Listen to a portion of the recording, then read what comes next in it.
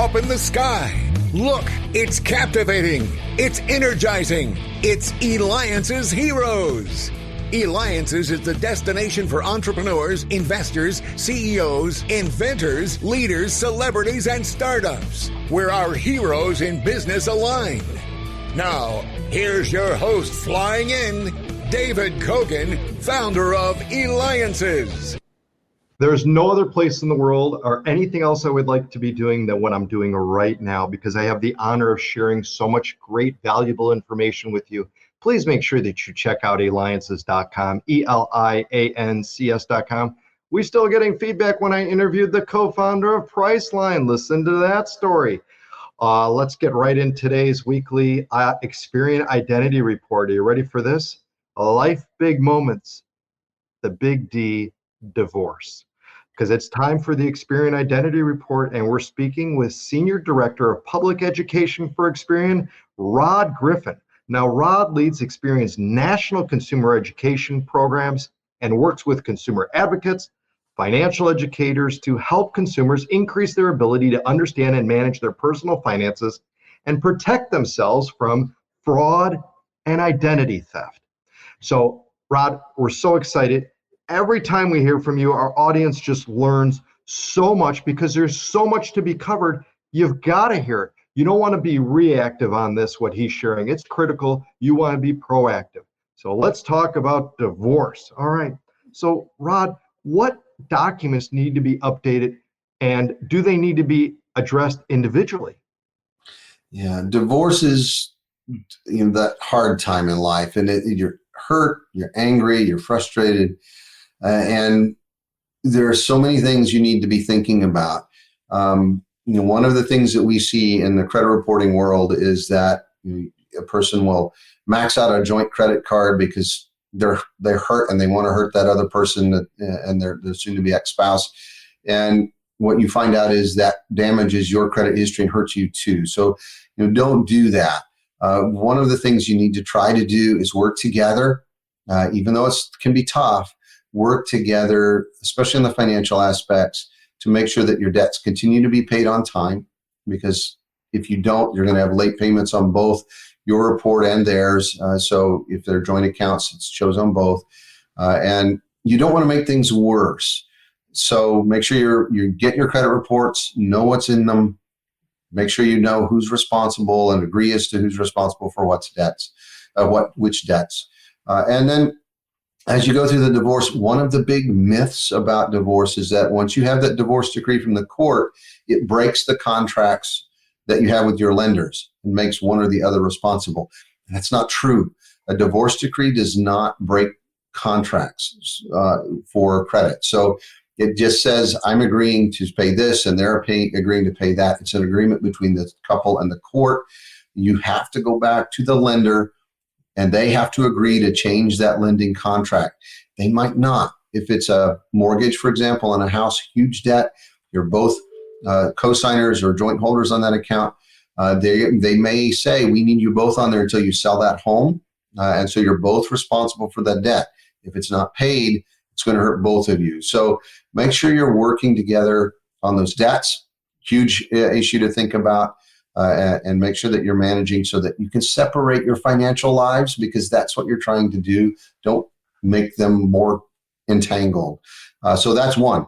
Two, things like your driver's license, your insurance policies, wills, estate plans, any of those kinds of relationships that you have need to be addressed as part of that divorce process. So there's a whole stack of documents that you need to think about, healthcare policies, all of those sorts of things that you need to look at, life insurance policies. The list kind of goes on and on. Make sure that you're separating your financial life, because that's the point of divorce, is to move on separately and not to be entangled even more.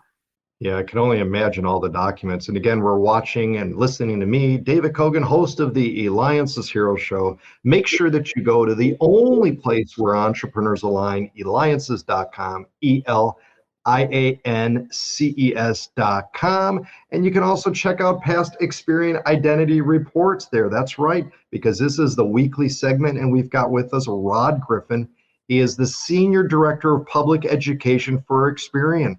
And we're talking about divorce. What do you do? What's some of the steps in regards to credit and that? So should people review, though, their credit score after getting divorced? And if so, why and how does it change?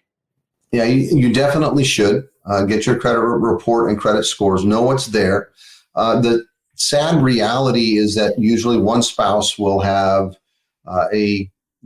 historically anyway, typically if it's a male and female, the wife would have historically very little credit history. And so getting that credit report, knowing what's there, getting your credit scores and knowing what the risk factors are that go with it can help you begin to take steps to improve it. If you owe debts coming out of that divorce and you've separated those accounts, you'll know which accounts you need to pay on. You'll be able to contact those lenders. You'll be able to track what's happening with those accounts and make sure you're managing them well. So it will help you get control of your finances as a newly single adult. So you absolutely should get that credit report and the credit scores and know what's there. Great. Now, what else should people do when they get a divorce in regards to relating with Experian? Yeah. When it comes to Experian, you can get your report free. You can go to annualcreditreport.com. You can enroll in a monitoring service. Again, with divorce, having a monitoring service can be helpful, especially if your ex-spouse is, for lack of a better term, vindictive.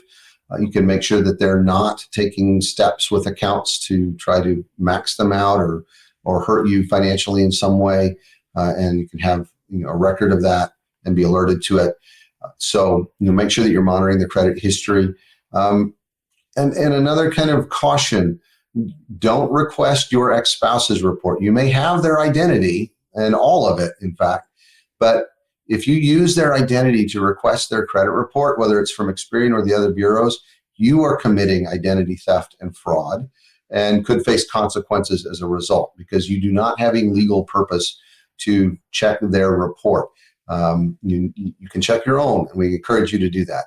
But you don't use someone else's identity to access financial information. We will be monitoring. We can usually catch that. But if we don't, you may be violating the law too. So keep that in mind. I'm sure it's good that you shared it because there's probably some people thinking that they were going to go ahead and do that. So I'm glad that you shared that. This has just been absolutely phenomenal again, Rod. Just the information that you've been sharing each week regarding with the Experian Identity Report and Life's Moments has just been so critical and so helpful to so many. And again, today we spoke about divorce. This has again been the Experian Identity Report with Rod Griffin, Senior Director of Public Education for Experian. Make sure that you go to Experian.com. Once again, that's Experian.com, Experian.com. They've got a phenomenal set of tools and education to be able to help you. That's right, our listeners and viewers. Why? It's been an honor being your host today, David Kogan with the Eliances Hero Show. Make sure you go to the only place where entrepreneurs align, Eliances.com. And Rod, we hope we're able to see you next week on the Experian Identity Report. Absolutely, hope so too. Thank you, David.